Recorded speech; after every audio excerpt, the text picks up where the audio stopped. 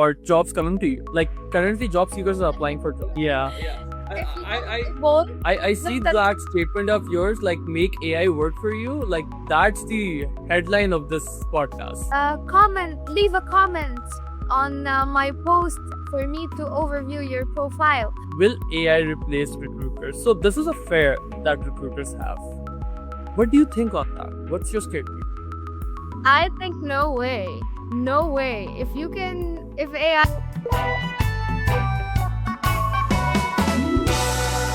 Hello, welcome to another podcast of the Hiring Room by JobsterX. My name is Saleem. I'm the founder and CEO of JobsterX. So with me today, we have another guest named Nancy Mohamed. She has 3 to 4 years of experience and she is from Dubai, UAE. So let's invite her. And Nancy, first of all, thank you so much for joining us. So Thank you. Nancy, would you like to introduce yourself? Yeah, please. So I'm Nancy Mohamed. I'm a senior HR and recruitment specialist. I mainly specialize in luxury and ultra luxury real estate developers, along with startups, high volume hiring, from sourcing to onboarding. Amazing, amazing. That's amazing. So my first question to you would be, what made you interested in HR? Like, how did you start your career? So actually, I was studying marketing, which is very away from HR. However, I've always had something with people communication. I'm a very people oriented person. I love communicating with human beings. I love um, people oriented communications, and I was very curious about the HR career in general. I started doing my research. I started to take my specialization. So I took like a HR for people managers specialization from University of Minnesota, and then I was like very sure that this is the career I want to be in. And that's when I started spreading the word out that I'm looking for an opportunity in HR, and it's never been the same since. Interesting. You did your education from Egypt, right? Yes, I'm Egyptian and I did my bachelor's degree in Egypt. However, my high school was in the US. I was an exchange student in 2017, 2018.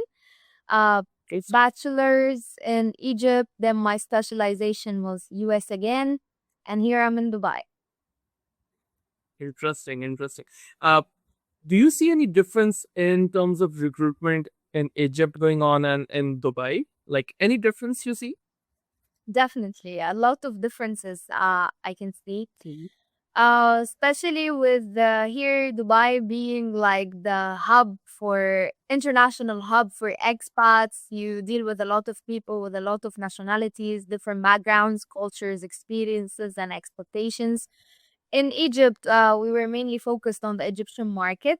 So having these two different exposures, it's definitely a huge difference between both markets. However, I find recruitment is the same. If you have the same motto, you have the same standards, you have the same passion. Recruitment is recruitment in any field and anywhere, but culturally and regulations, it's completely different, of course. Interesting, interesting. Thank you so much for sharing that. So, moving forward, I have a good question over here. And let's be honest over here.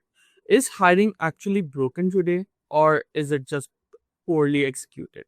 What's your thought on it? It's not broken because people are still applying for jobs, people are still being hired. It's just, I wouldn't even say poorly executed. You need to find the right talent and the right talent hunter, which is where the gap happens in the middle. That's true. That's true.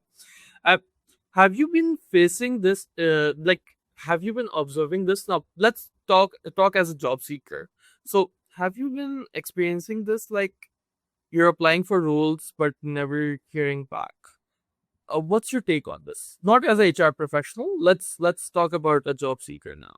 We've all been there before. Yes, I'm an HR professional, but I'm also an employee at the end of the day. Um, I have been there, you've been there, we all have been there. But I find the blame to be on both sides, the job seeker and the recruiter as well.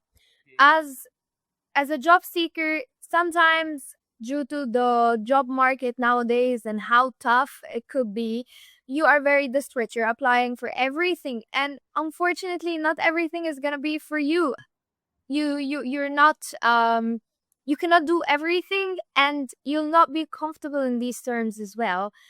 Some candidates, despite how they are in need of a job or they are desperate in applying, but still not every opportunity is the right fit for you, and you're not the right fit for everyone. It's going both sides. That is true. Yeah, I agree to that. And I mean, the most stressful thing for me, if I just bring in the feedback from a job seeker side, from an employee side, is not hearing back. And I have been speaking with a lot of freshies being graduated as well, and like seems like they want this trend to be changed now. Like if they're applying anywhere, they're putting in efforts and they're sharing their resume and their cover letter and everything. I mean, they expect a reply whether they got shortlisted or rejected. So my next question: do you see the job portal actually solving hiring or just creating more noise? Um, I it's a double-sided weapon. Um, Mm. it's really good for a person who knows how to deal with the job portal and how to Yeah, pass AI and ATS. It's very good for an AI ATS pro. But it's very brutal for a person who doesn't have the full knowledge on how to tailor my CV to make it a right fit for the AI. Which I my take in this is that with everything evolving, with AI taking part of our day-to-day life, even personal life, not only career-wise, we all should keep up and educate ourselves on how to make AI work in our favor instead of against us. that's a good statement. That's a really good statement. And I would say it's a powerful statement how we could make AI work for us. 100% I agree. Not everyone would be able to solve this problem, but yes, if you solve this problem, I think you're just like leading the chess game then. I agree. It would be the portals would be brutal for a person who is very skilled but doesn't know how to showcase their skills and how to write it on paper and how to make it pass ATS. But it would be the best friend for whoever is knowledgeable on how to make their document pass and get to what they where they want to be. Because at the end of the day, job portals save a lot of time and effort on recruiters and on job seekers as well. That's true. That's true. That's 100% true. So, what's your take on the resume? I'm sure, like, since you're working in a very fast market, Dubai, I know that, and you have been seeing resumes every day. What's your take on resumes? Like, what is the one thing very commonly you see, like, which is a problem that job seekers need to solve? Um, three common things, not only one, that I see mistakes happens in resumes or CVs that automatically disqualify you as a candidate. Uh, spelling mistakes.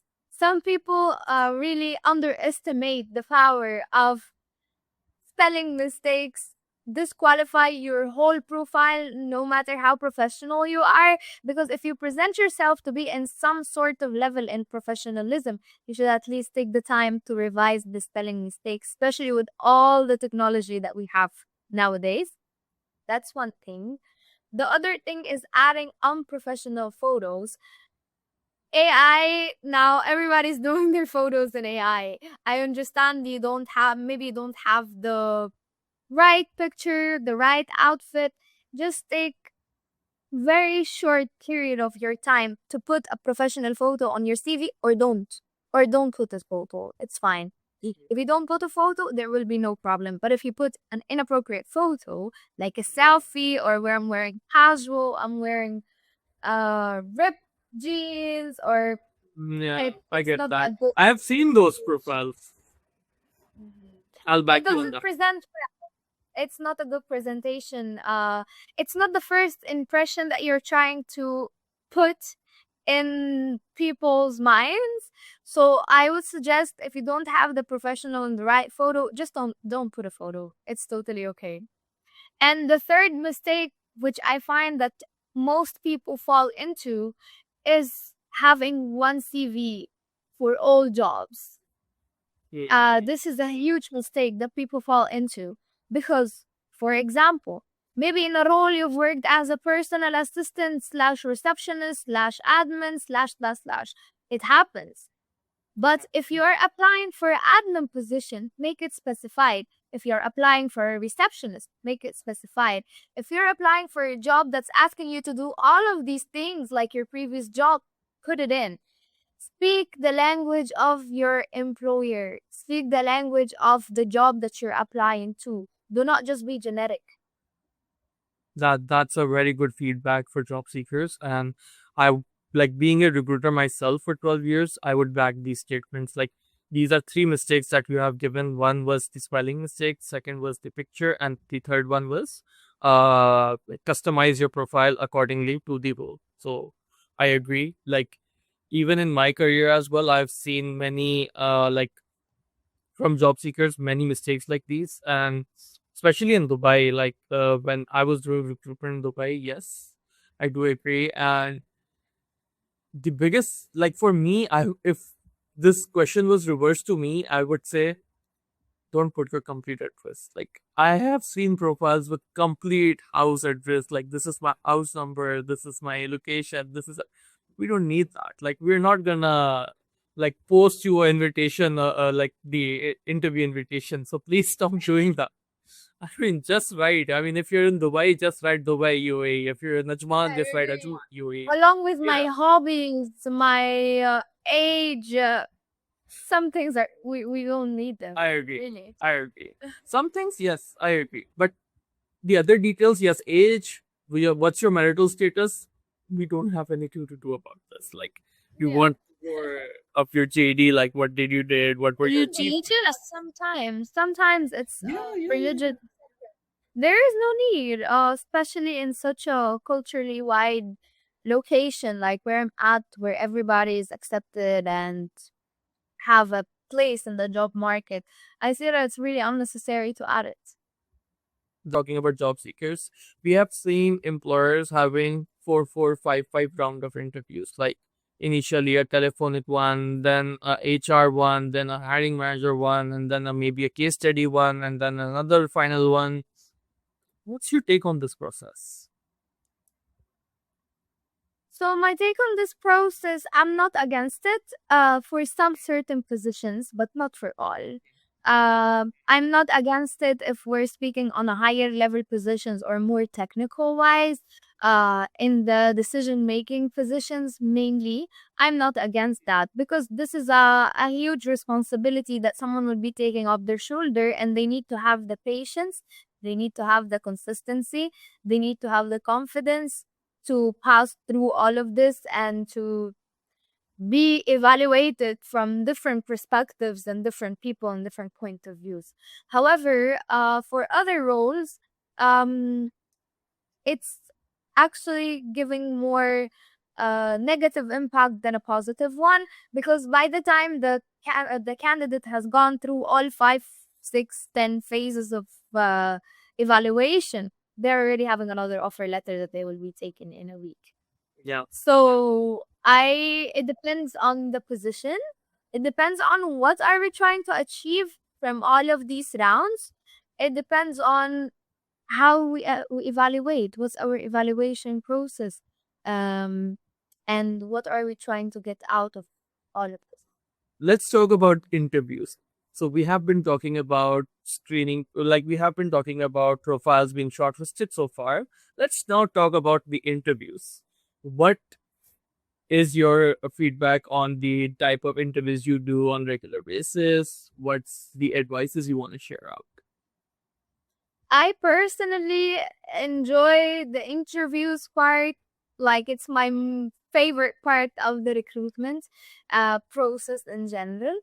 As I mentioned in the beginning, I'm a very people oriented person, which I I I feed it feeds my soul interacting with people regularly. In the interviews, I like to take the interview very easily, very chill. I'm not the type of HR, the scary one in the interviews. I take it more, it's like a chat.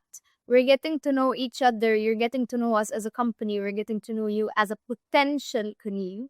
And let's take it from there.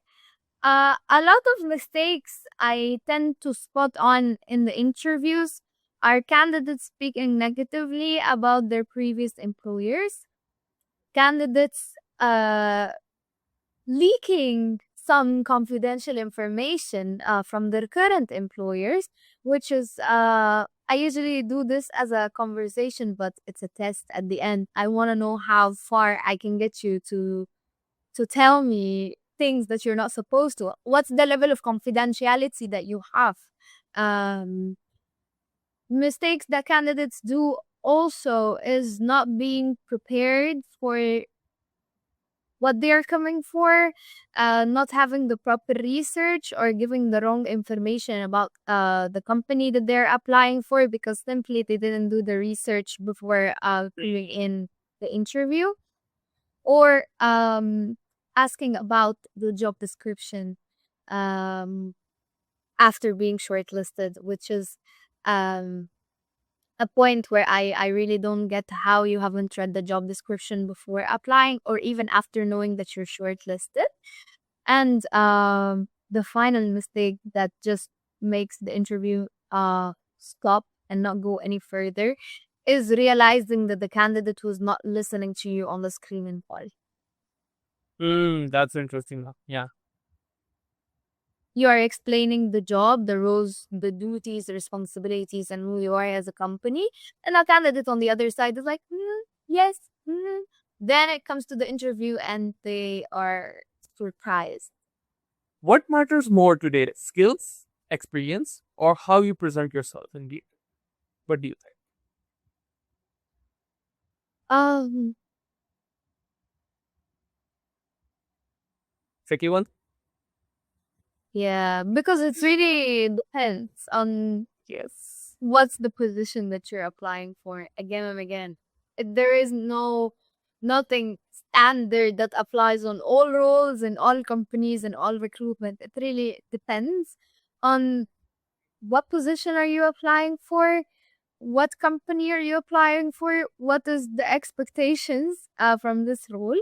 For me, Nancy, my personal take on this, what matters more is how you present yourself in the market, especially in a very competitive market like Dubai.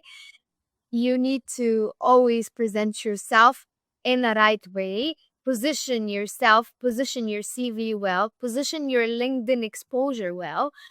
This is very important how you present yourself, of course, with having the right skills and having the right experience and having everything honest on your CV, presenting yourself, marketing yourself, it's very important. Would you like to give any feedback or any tips to job seekers, like how to identify if this job opening is a fake one or a real one? Because let's first hear it from you, and then I can also share my feedback for job seekers. So, it's usually I tend to find these uh posts for fake hiring.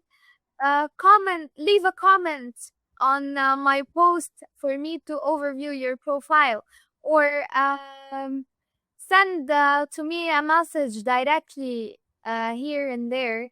There is no official email to send the application to. There is no job post. If the company is having a career page, the job is not announced on their career page. All of this I identify as fake or vague. It's not clear. It's vague hiring for me, not fake. So, if it's not clear, if there is no proper description, if there is no proper explanation of the job, it's most probably a vague job. I'm not saying you should not apply to it, but you should not be hopeful. Hmm. Hmm. I agree, and I would like to share some feedback. Yes, these jobs, if you see like comment on the post, like we will DM you the opportunity. Don't fall into that trap. If you see any Gmail account, don't fall into that trap. I mean, if you see any Hotmail account, don't apply. I mean, it should be from a real like domain, trusted domain. So then those are the positions you want to apply for. Mhm. Are the hiring teams overwhelmed about having job openings, or do you think they are not equipped properly with tools? Like we see roles out there for two months and not being closed, like being posted and again from employers. So what's your take on that? Like I'm sure you might have also been through this. Definitely. We've all been there. We've all been there. Well, from my perspective, it's people being under equipped with the, I call it, the unannounced requirements. Yes.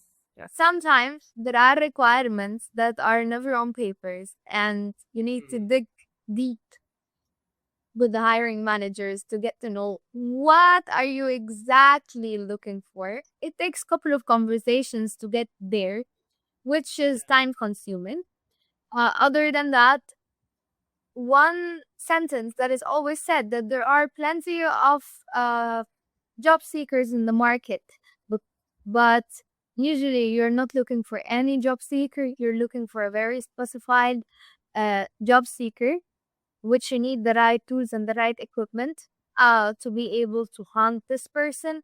Yes, there is a saturation in the market, but good candidates or good talent, or I wouldn't say good, what you're looking for will be lost in the crowd because how saturated the market is now. Hmm. That's true. That's true. So, do you think the future is apply for jobs or jobs come to you? Where do you see the future going? Do I think the future is apply for jobs or what? I'm sorry. Or jobs coming to you? Like currently, job seekers are applying for jobs. Who you are. Yeah, If you I, don't I, evolve, I look see at that statement of yours, like make AI work for you. Like that's the headline of this podcast. So maybe, yeah.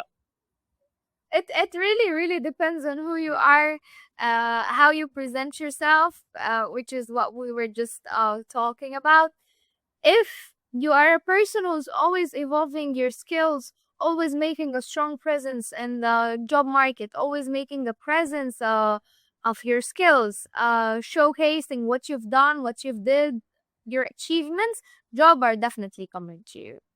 But Eh, if you are a person who don't evolve your skills, you don't always seek the better version of yourself, then it's an ongoing process of applying for jobs. Wishing luck.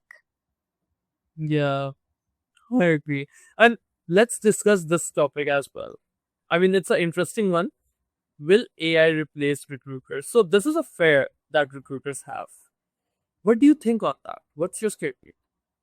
I think no way. No way. If AI can do what I can do, please be my guest. I chose this job for a reason. I chose this job because it's human oriented. AI is a great help, but it's not gonna do my job. AI can initially screen the CV, look for the matching words. A lot of good CVs they go to waste because AI just couldn't read that they are the right fit, the right keywords are not there. So AI can ease my job, but it cannot replace it. Will platform shift from job posting to talent matching ecosystem? What do you think?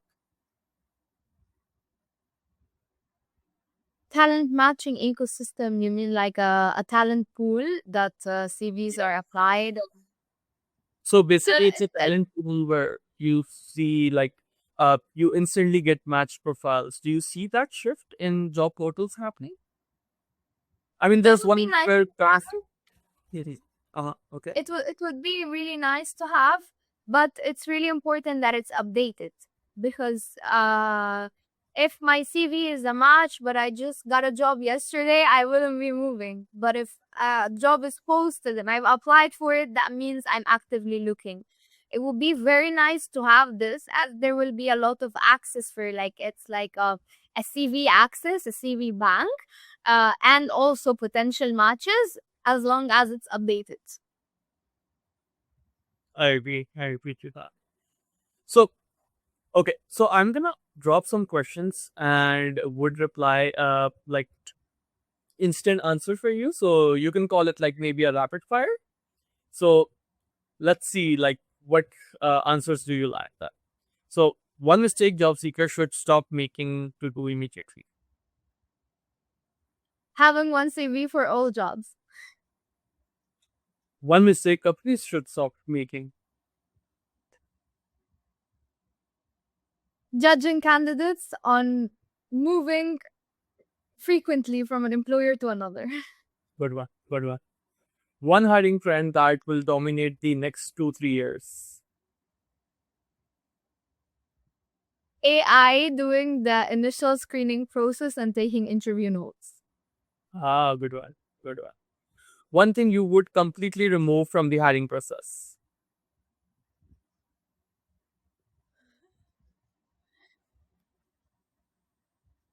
Everything about it. Go ahead. Take your time. One thing I would completely remove from the hiring process. I could give this answer instantly, trust me. If you would have asked me this, my answer would be like screening. Like, I don't want to pick up the call and screen the candidate. One thing I agree. Yeah. I agree. You agree? One thing I agree with you on this 100%. Having I don't know. One thing I would remove from the screening pro. Okay, okay, I'm ready. One thing I would remove from the hiring process is asking candidates about their current salary. Good one. Good one. Yeah. Uh, a feedback on this. This is something that we have been doing in this region. You know, this rule does not apply in the US. You cannot ask their current salaries. So I think like we should push this. Being recruiters, we should be pushing this. Like we should not be I agree. this I current agree. salaries.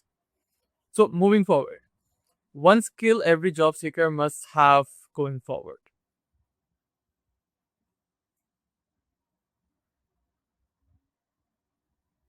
Knowing how to make AI work in your favor.